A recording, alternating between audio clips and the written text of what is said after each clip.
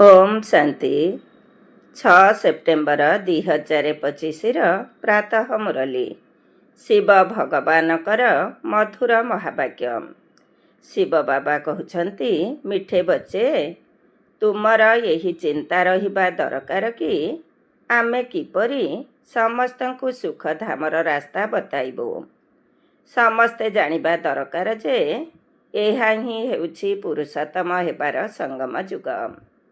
ତୁମର ଏହି ଚିନ୍ତା ରହିବା ଦରକାର କି ଆମେ କିପରି ସମସ୍ତଙ୍କୁ ସୁଖଧାମର ରାସ୍ତା ବତାଇବୁ। ସମସ୍ତେ ଜାଣିବା ଦରକାର ଯେ ଏହା ହିଁ ହେଉଛି ପୁରୁଷୋତ୍ତମ ହେବାର ସଙ୍ଗମ ଯୁଗ। ଆଜିର ପ୍ରଶ୍ନ, ତୁମେ ସନ୍ତାନମାନେ ପରସ୍ପରକୁ କେଉଁ ଅଭିନନ୍ଦନ ଜଣାଉଛ? ମନୁଷ୍ୟ କେତେବେଳେ ଅଭିନନ୍ଦନ ଜଣାଇଥାନ୍ତି? ତୁମେ ସନ୍ତାନମାନେ ପରସ୍ପରକୁ କେଉଁ ଅଭିନନ୍ଦନ ଜଣାଉଛ? ମନୁଷ୍ୟ କେତେବେଳେ ଅଭିନନ୍ଦନ ଜଣାଇଥାନ୍ତି? ଉତ୍ତର, ଲୋକମାନେ ସେତେବେଳେ ଅଭିନନ୍ଦନ ଦେଇଥାନ୍ତି ଯେତେବେଳେ କେହି ଜନ୍ମ ହୁଅନ୍ତି ବା ବିଜୟୀ ହୁଅନ୍ତି ବା ବିବାହ କରନ୍ତି ବା କୌଣସି ବଡ଼ଦିନ ହୋଇଥାଏ। କିନ୍ତୁ ତାହା ପ୍ରକୃତ ଅଭିନନ୍ଦନ ନୁହେଁ। ତୁମେମାନେ ପରସ୍ପରକୁ ବାବାଙ୍କର ହେବାର ଅଭିନନ୍ଦନ ଜଣାଉଛ। ତୁମେ କହୁଛ ଯେ ଆମେ କେତେ ଭାଗ୍ୟବାନ, ଆମେ ସବୁ ଦୁଃଖରୁ ମୁକ୍ତ ହୋଇ ସୁଖଧାମକୁ ଯାଉଛୁ। ତୁମମାନଙ୍କୁ ଆନ୍ତରିକ ଖୁସି ମିଳୁଛି। ଓମ୍ ଶାନ୍ତି। ବେହଦର ବାବା ବସି ବେହଦର ସନ୍ତାନମାନଙ୍କୁ ବୁଝାଉଛନ୍ତି। ଏବେ ପ୍ରଶ୍ନ ଉଠୁଛି ଯେ ବେହଦର ବାବା କିଏ? ଏକଥା ତ ଜାଣିଛ ଯେ ସମସ୍ତ ଆତ୍ମାମାନଙ୍କର ପିତା ଜଣେ ଅଟନ୍ତି, ଯାହାକୁ ପରମ ପିତା ବୋଲି କୁହାଯାଉଛି। ଲୌକିକ ପିତାଙ୍କୁ ପରମ ପିତା କୁହାଯିବ ନାହିଁ। ପରମ ପିତା ତ ଜଣେ ହିଁ ଅଟନ୍ତି। ତାଙ୍କୁ ସବୁ ସନ୍ତାନମାନେ ଭୁଲି ଯାଇଛନ୍ତି। ପରମ ପିତା ପରମାତ୍ମା, ଯିଏକି ଦୁଃଖ ହର୍ତ୍ତା ସୁଖକର୍ତ୍ତା ଅଟନ୍ତି, ତାଙ୍କୁ ତୁମେମାନେ ଜାଣିଛ। ଏକଥା ମଧ୍ୟ ଜାଣିଛ ବାବା କିପରି ଦୁଃଖ ଦୂର କରି ପୁଣି ଆମକୁ ସୁଖ ଶାନ୍ତିର ଦୁନିଆକୁ ନେଇଯିବେ। ସମସ୍ତେ ତ ସୁଖର ଦୁନିଆକୁ ଯିବେ ନାହିଁ। କିଛି ସୁଖକୁ, କିଛି ଶାନ୍ତିର ଦୁନିଆକୁ ଚାଲିଯିବେ। କେହି ସତ୍ୟ ଯୁଗରେ, କେହି ତ୍ରେତାରେ, କେହି ଦ୍ୱାପରରେ ଅଭିନୟ କରିବେ। ତୁମେ ସତ୍ୟ ଯୁଗକୁ ଯିବ, ବାକି ସବୁ ମୁକ୍ତିଧାମରେ ରହିଯିବେ। ତାକୁ ଈଶ୍ୱରଙ୍କର ଘର ବୋଲି କୁହାଯାଏ। ମୁସଲମାନ ଲୋକେ ନମାଜ ପଢ଼ିବା ସମୟରେ ସମସ୍ତେ ମିଶି ଈଶ୍ୱରଙ୍କର ବନ୍ଦନା କରିଥାନ୍ତି। କ'ଣ ପାଇଁ? କ'ଣ ସ୍ୱର୍ଗ ପାଇଁ ନା ଆଲ୍ଲାଙ୍କ ପାଖକୁ ଯିବା ପାଇଁ? ଆଲ୍ଲାଙ୍କ ଘରକୁ ସ୍ୱର୍ଗ ବୋଲି କୁହାଯିବ ନାହିଁ। ସେଠାରେ ତ ଆତ୍ମାମାନେ ଶାନ୍ତିରେ ରହିଥାନ୍ତି, ଶରୀର ନଥାଏ। ଏକଥା ଜାଣିଥିବେ ଯେ ଆଲ୍ଲାଙ୍କ ପାଖକୁ ଶରୀର ସହିତ ନୁହେଁ, କେବଳ ଆମେ ଆତ୍ମାମାନେ ଯିବା। ତାଙ୍କର ପ୍ରକୃତ ପରିଚୟ ନ ଜାଣି କେବଳ ଆଲ୍ଲାଙ୍କୁ ମନେ ପକାଇଲେ ତ କେହି ପବିତ୍ର ହୋଇଯିବେ ନାହିଁ। ଆଲ୍ଲାଙ୍କୁ ତ ଜାଣି ହିଁ ନାହାନ୍ତି। ତେବେ ମନୁଷ୍ୟମାନଙ୍କୁ କିପରି ରାୟ ଦେବା ଯେ ବାବା ସୁଖ ଶାନ୍ତିର ସମ୍ପତ୍ତି ଦେଉଛନ୍ତି? ବିଶ୍ୱରେ ଶାନ୍ତି କିପରି ହେଉଛି, ବିଶ୍ୱରେ ଶାନ୍ତି କେବେ ଥିଲା, ଏକଥା ତାଙ୍କୁ କିପରି ବୁଝାଇବା? ପୁରୁଷାର୍ଥର କ୍ରମ ଅନୁସାରେ ସେବାଧାରୀ ସନ୍ତାନମାନେ ଏହି ଚିନ୍ତନ କରିଥାନ୍ତି। ତୁମ ବ୍ରହ୍ମା ମୁଖବଂଶାବଳୀ ବ୍ରାହ୍ମଣମାନଙ୍କୁ ହିଁ ବାବା ନିଜର ପରିଚୟ ଦେଇଛନ୍ତି। ସାରା ଦୁନିଆର ମନୁଷ୍ୟମାନଙ୍କର ଅଭିନୟର ପରିଚୟ ମଧ୍ୟ ଦେଇଛନ୍ତି। ଏବେ ଆମେ ମନୁଷ୍ୟମାନଙ୍କୁ ରଚୟିତା ପିତା ଏବଂ ରଚନାର ପରିଚୟ କିପରି ଦେବୁ? ବାବା ସମସ୍ତଙ୍କୁ କହୁଛନ୍ତି, ନିଜକୁ ଆତ୍ମା ଭାବି ମୋତେ ମନେ ପକାଇଲେ ଖୁଦାଙ୍କ ଘରକୁ ଚାଲିଯିବ। ସୁବର୍ଣ୍ଣ ଯୁଗ ଅଥବା ସ୍ୱର୍ଗକୁ ତ ସମସ୍ତେ ଯିବେ ନାହିଁ। ସେଠାରେ ତ ଗୋଟିଏ ଧର୍ମ ରହିବ, ବାକି ସମସ୍ତେ ଶାନ୍ତିଧାମରେ ରହିବେ। ଏଥିରେ ନାରାଜ ହେବାର କୌଣସି କଥା ହିଁ ନାହିଁ। ମନୁଷ୍ୟ ଶାନ୍ତି ମାଗୁଛନ୍ତି, ଏହା ଆଲ୍ଲା ଅଥବା ଗଡ଼ଫାଦରଙ୍କ ଘରେ ମିଳୁଛି। ସବୁ ଆତ୍ମା ଶାନ୍ତିଧାମରୁ ଆସୁଛନ୍ତି। ନାଟକ ପୂରା ହେଲେ ପୁଣି ସେଠାକୁ ଯିବେ। ବାବା ଆସୁଛନ୍ତି ହିଁ ପତିତ ଦୁନିଆରୁ ସମସ୍ତଙ୍କୁ ନେଇଯିବା ପାଇଁ। ଏବେ ତୁମ ସନ୍ତାନମାନଙ୍କର ବୁଦ୍ଧିରେ ଅଛି, ଆମେ ଶାନ୍ତିଧାମକୁ ଯାଉଛୁ, ପୁଣି ସୁଖଧାମକୁ ଆସିବୁ। ଏହା ପୁରୁଷୋତ୍ତମ ସଙ୍ଗମ ଯୁଗ ଅଟେ। ପୁରୁଷୋତ୍ତମ ଅର୍ଥାତ୍ ଉତ୍ତମରୁ ଉତ୍ତମ ପୁରୁଷ। ଯେତେ ପର୍ଯ୍ୟନ୍ତ ଆତ୍ମା ପବିତ୍ର ନ ହୋଇଛି ସେତେ ପର୍ଯ୍ୟନ୍ତ ଉତ୍ତମ ପୁରୁଷ ହୋଇପାରିବ ନାହିଁ। ବର୍ତ୍ତମାନ ବାବା ତୁମକୁ କହୁଛନ୍ତି, ମୋତେ ମନେ ପକାଅ ଏବଂ ସୃଷ୍ଟିଚକ୍ରକୁ ଜାଣ। ତା ସହିତ ଦୈବୀ ଗୁଣ ମଧ୍ୟ ଧାରଣ କର। ବର୍ତ୍ତମାନ ସମସ୍ତ ମନୁଷ୍ୟମାନଙ୍କର ଚରିତ୍ର ବିଗିଡ଼ି ଯାଇଛି। ନୂଆ ଦୁନିଆରେ ଉତ୍ତମ ଚରିତ୍ର ହେବ। ଭାରତବାସୀ ହିଁ ଶ୍ରେଷ୍ଠ ଚରିତ୍ରବାନ ହୋଇଥାନ୍ତି। ସେହିଭଳି ଚରିତ୍ରବାନଙ୍କ ପାଖରେ ନୀଚ ଚରିତ୍ରର ଲୋକେ ମୁଣ୍ଡ ନୁଆଇଥାନ୍ତି। ତାଙ୍କର ଚରିତ୍ରର ବର୍ଣ୍ଣନା କରିଥାନ୍ତି। ଏକଥା ତୁମେମାନେ ହିଁ ଜାଣିଛ। ଏବେ ଅନ୍ୟମାନଙ୍କୁ କିପରି ବୁଝାଇବୁ? କେଉଁ ସହଜ ଉପାୟ ରଚନା କରିବୁ? ଏହା ହେଉଛି ଆତ୍ମାମାନଙ୍କର ତୃତୀୟ ନେତ୍ର ଖୋଲିବା। ବାବାଙ୍କ ଆତ୍ମାରେ ଜ୍ଞାନ ରହିଛି। ମନୁଷ୍ୟ କହୁଛନ୍ତି, ମୋ ପାଖରେ ଜ୍ଞାନ ଅଛି। ଏହା ହେଉଛି ଦେହ ଅଭିମାନ। ଏଥିରେ ତ ଆତ୍ମ ଅଭିମାନୀ ହେବାକୁ ପଡ଼ିବ। ସନ୍ନ୍ୟାସୀ ଲୋକଙ୍କ ପାଖରେ ଶାସ୍ତ୍ରର ଜ୍ଞାନ ରହିଛି। ବାବାଙ୍କ ଜ୍ଞାନ ତ ବାବା ହିଁ ଆସି ଦେବେ। ଯୁକ୍ତି ଦ୍ୱାରା ବୁଝାଇବାକୁ ହେବ। ଦୁନିଆରେ ଲୋକେ କୃଷ୍ଣକୁ ଭଗବାନ ବୋଲି ଭାବୁଛନ୍ତି। ଭଗବାନକୁ ଜାଣି ହିଁ ନାହାନ୍ତି। ଋଷି ମୁନି ଆଦି କହୁଛନ୍ତି, ଆମେ ଜାଣିନାହୁଁ। ବୁଝୁଛନ୍ତି, ମନୁଷ୍ୟ ଭଗବାନ ହୋଇପାରିବେ ନାହିଁ। ନିରାକାର ଭଗବାନ ହିଁ ରଚୟିତା ଅଟନ୍ତି। ପରନ୍ତୁ ସେ କିପରି ରଚନା କରୁଛନ୍ତି? ତାଙ୍କର ନାମ ରୂପ ଦେଶକାଳ କ'ଣ? କହି ଦେଉଛନ୍ତି ନାମ ରୂପରୁ ନିଆରା ଅଟନ୍ତି। ଏତିକି ବି ବୁଦ୍ଧି ନାହିଁ ଯେ ନାମ ରୂପରୁ ଅଲଗା ବସ୍ତୁ କିପରି ହୋଇପାରିବ? ଏହା ତ ଅସମ୍ଭବ ଅଟେ। ଯଦି କହୁଛନ୍ତି ପଥର ଗୋଡ଼ି, ଗଛ ମଛ ସବୁଠାରେ ଭଗବାନ ଅଛନ୍ତି, ତେବେ ତାହା ତ ନାମ ରୂପ ହୋଇଯାଉଛି।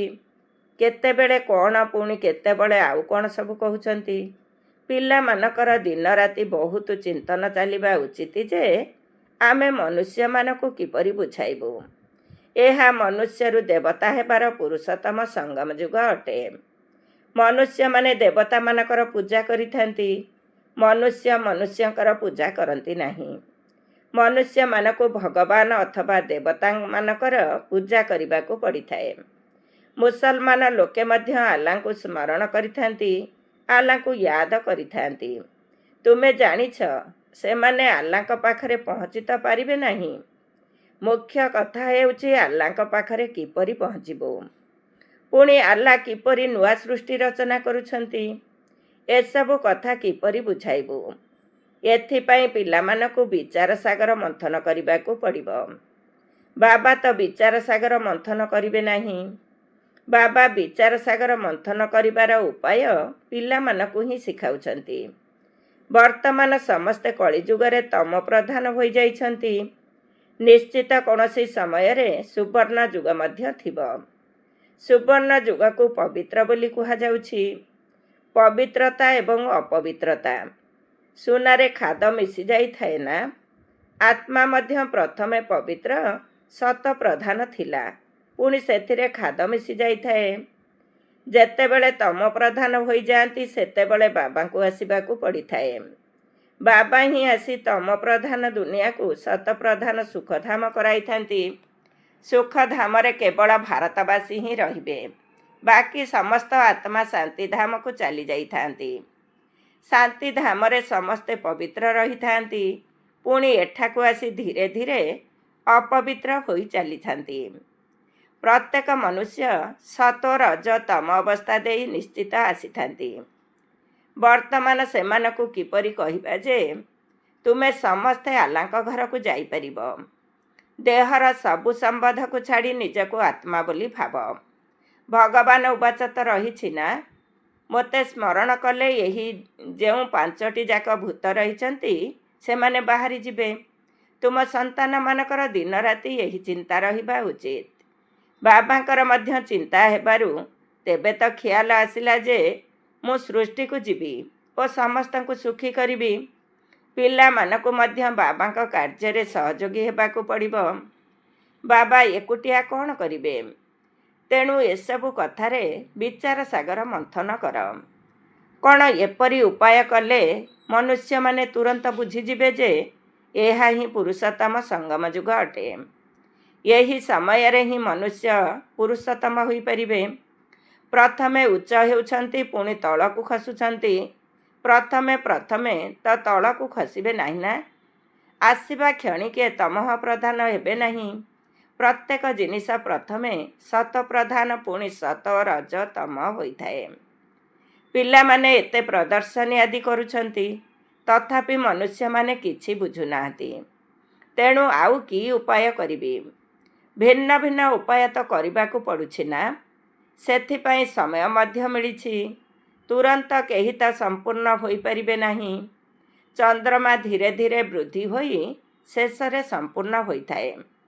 ଆମେ ମଧ୍ୟ ତମ ପ୍ରଧାନ ହୋଇଛୁ, ପୁଣି ଶତ ପ୍ରଧାନ ହେବାକୁ ସମୟ ଲାଗୁଛି। ତାହା ତ ହେଉଛି ଜଡ଼, ଏହା ହେଉଛି ଚୈତନ୍ୟ। ତେଣୁ ଆମେ କିପରି ବୁଝାଇବୁ?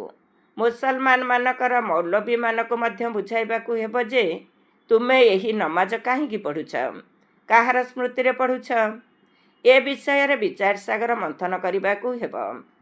ବଡ଼ ବଡ଼ ଦିନରେ ପ୍ରେସିଡେଣ୍ଟ ଆଦି ମଧ୍ୟ ମସଜିଦକୁ ଯାଇଥାନ୍ତି, ବଡ଼ମାନଙ୍କ ସହିତ ମିଶିଥାନ୍ତି।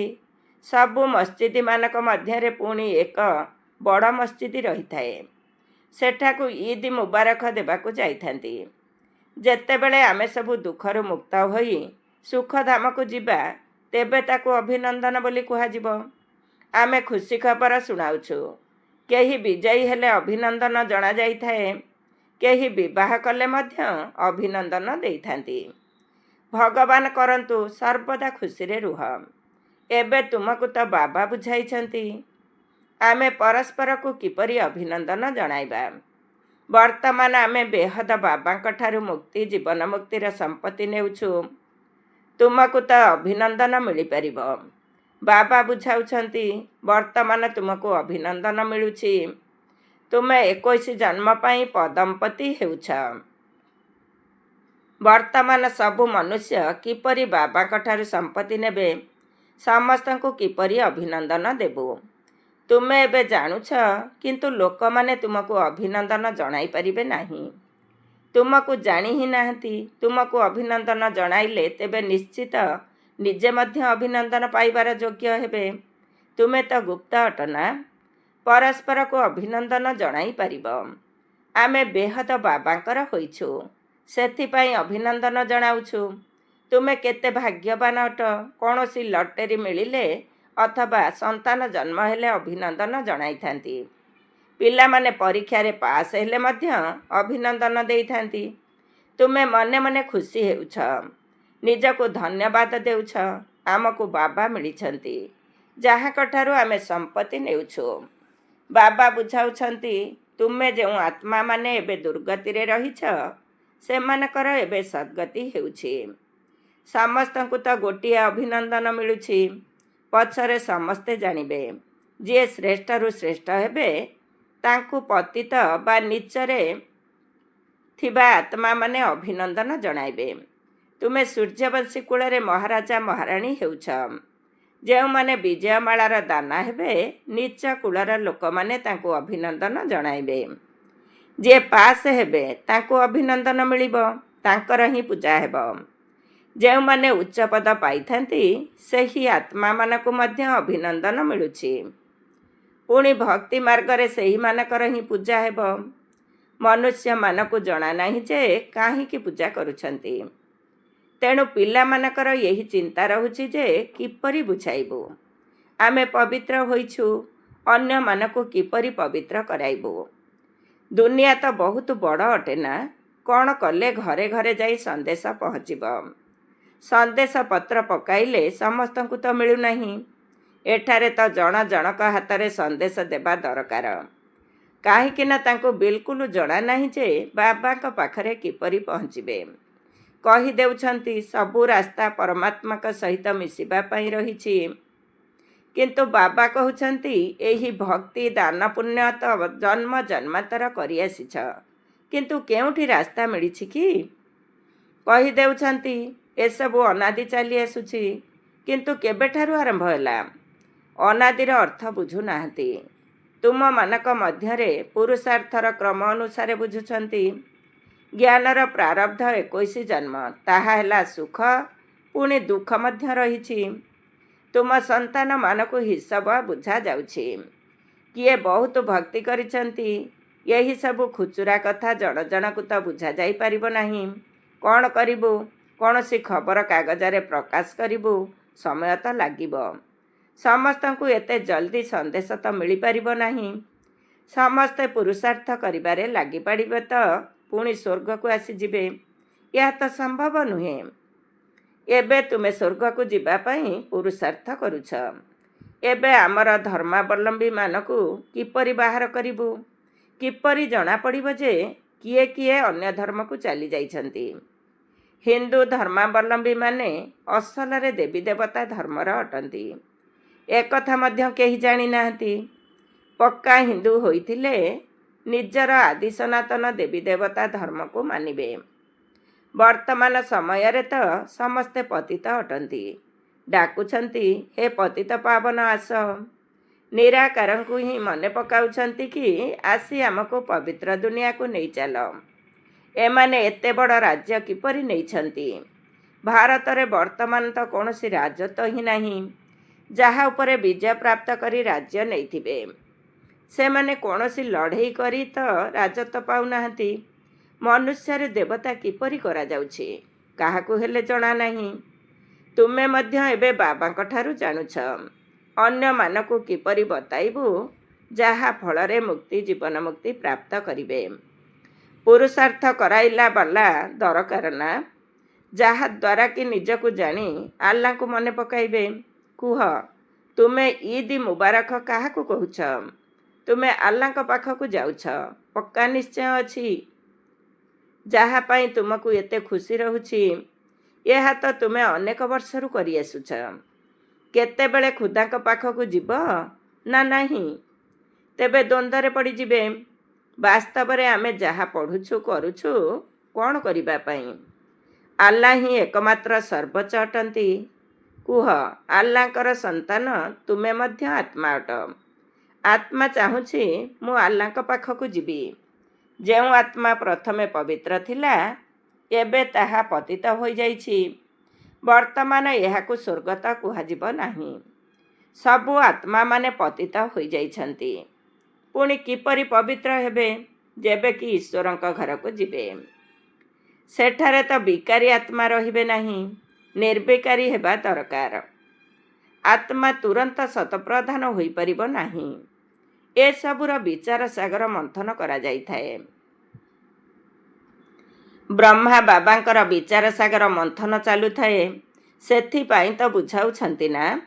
ଉପାୟ ବାହାର କରିବା ଦରକାର। କାହାକୁ କିପରି ବୁଝାଇବୁ? ଆଚ୍ଛା, ମିଠା ମିଠା ଶିଖିଲଧେ ସନ୍ତାନମାନଙ୍କ ପ୍ରତି ମାତା ପିତା ବାପ ଦାଦାଙ୍କର ମଧୁର ସ୍ନେହସମ୍ପନ୍ନ ଶୁଭେଚ୍ଛା ଏବଂ ସୁପ୍ରଭାତ। ଆତ୍ମିକ ପିତାଙ୍କର ଆତ୍ମିକ ସନ୍ତାନମାନଙ୍କୁ ନମସ୍ତେ। ଆମ ଆତ୍ମିକ ସନ୍ତାନମାନଙ୍କର ଆତ୍ମିକ ମାତା ପିତା ବାପ ଦାଦାଙ୍କୁ ନମସ୍ତେ ନମସ୍ତେ, ସୁପ୍ରଭାତ। ଧାରଣା ପାଇଁ ମୁଖ୍ୟ ସାର। 1 ନମ୍ବର, ଯେପରି ବାବାଙ୍କର ବିଚାର ଆସିଲା ଯେ ମୁଁ ଯାଇ ପିଲାମାନଙ୍କୁ ଦୁଃଖରୁ ମୁକ୍ତ କରି ସୁଖୀ କରିବି, ସେହିପରି ତୁମମାନଙ୍କୁ ବାବାଙ୍କର ସହଯୋଗୀ ହେବାକୁ ପଡ଼ିବ। ଘରେ ଘରେ ସନ୍ଦେଶ ପହଞ୍ଚାଇବାର ଉପାୟ ବାହାର କରିବାକୁ ହେବ। 2 ନମ୍ବର, ସମସ୍ତଙ୍କ ଠାରୁ ଅଭିନନ୍ଦନ ପ୍ରାପ୍ତ କରିବା ପାଇଁ ବିଜୟମାଳାର ଦାନା ହେବାର ପୁରୁଷାର୍ଥ କରିବାକୁ ହେବ। ପୂଜ୍ୟ ହେବାକୁ ପଡ଼ିବ। ଆଜିର ବରଦାନ। କରନହାର ଅର୍ଥାତ୍ କର୍ମକର୍ତ୍ତା ଏବଂ କରାବନହାର ଅର୍ଥାତ୍ ନିର୍ଦ୍ଦେଶକର୍ତ୍ତାର ସ୍ମୃତି ଦ୍ୱାରା ଆଲୋକର ମୁକୁଟଧାରୀ ହୁଅ। କରନହାର ଅର୍ଥାତ୍ କର୍ମକର୍ତ୍ତା ଏବଂ କରାବନହାର ଅର୍ଥାତ୍ ନିର୍ଦ୍ଦେଶକର୍ତ୍ତାର ସ୍ମୃତି ଦ୍ୱାରା ଆଲୋକର ମୁକୁଟଧାରୀ ହୁଅ। ଡିଟେଲ୍ସ। ମୁଁ ନିମିତ୍ତ କର୍ମଯୋଗୀ କର୍ମକର୍ତ୍ତା ଅଟେ ଏବଂ ନିର୍ଦ୍ଦେଶକର୍ତ୍ତା ବାବା ଅଟନ୍ତି। ଯଦି ଏହି ସ୍ମୃତି ସ୍ୱତଃ ରହୁଥିବ, ତେବେ ସର୍ବଦା ଆଲୋକର ମୁକୁଟଧାରୀ ବା ଚିନ୍ତାମୁକ୍ତ ସମ୍ରାଟ ହୋଇଯିବ। କେବଳ ବାବା ଏବଂ ମୁଁ, ତୃତୀୟ କେହି ନୁହେଁ। ଏହିଭଳି ଅନୁଭୂତି ସହଜରେ ଚିନ୍ତାମୁକ୍ତ ସମ୍ରାଟ କରିଦିଏ। ଯେଉଁମାନେ ଏହିଭଳି ସମ୍ରାଟ ହୋଇଥାନ୍ତି ସେହିମାନେ ହିଁ ମାୟା ଜିତି, କର୍ମେନ୍ଦ୍ରିୟ ଜିତି ଏବଂ ପ୍ରକୃତି ଜିତି ହୋଇଯାଆନ୍ତି। କିନ୍ତୁ ଯଦି କେହି ଭୁଲରେ ମଧ୍ୟ କୌଣସି ପ୍ରକାରର ବ୍ୟର୍ଥ ଭାବର ବୋଝକୁ ନିଜ ଉପରକୁ ଉଠାଇ ନିଅନ୍ତି, ତେବେ ମୁକୁଟ ପିନ୍ଧିବା ପରିବର୍ତ୍ତେ ଅନେକ ଗୁଡ଼ିଏ ଚିନ୍ତାରୂପୀ ବୋଝ ମୁଣ୍ଡ ଉପରକୁ ଆସିଯାଇଥାଏ। ଆଜିର ସ୍ଲୋଗାନ, ସର୍ବ ବନ୍ଧନରୁ ମୁକ୍ତ ହେବା ପାଇଁ ଦୈହିକ ସମ୍ବନ୍ଧଠାରୁ ନଷ୍ଟ ମୋହା ହୁଅ। ସର୍ବ ବନ୍ଧନରୁ ମୁକ୍ତ ହେବା ପାଇଁ ଦୈହିକ ସମ୍ବନ୍ଧଠାରୁ ନଷ୍ଟ ମୋହା ହୁଅ। ଓମ୍ ଶାନ୍ତି। ଆଜିର ଅବ୍ୟକ୍ତ ଇଶାରା, ଏବେ ଲଗନର ଅଗ୍ନିକୁ ପ୍ରଜ୍ୱଳିତ କରି ଯୋଗକୁ ଜ୍ୱାଳାରୂପ କର।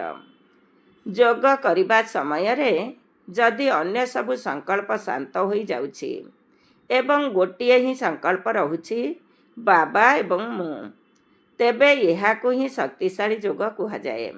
ବାବାଙ୍କର ମିଳନର ଅନୁଭୂତି ବ୍ୟତୀତ ଯଦି ଅନ୍ୟ ସବୁ ସଂକଳ୍ପ ସମାପ୍ତ ହୋଇଯିବ, ତେବେ କୁହାଯିବ ଜ୍ୱାଳାରୂପର ଯୋଗ, ଯାହାଦ୍ୱାରା ପରିବର୍ତ୍ତନ ହୋଇଥାଏ। ଓମ୍ ଶାନ୍ତି।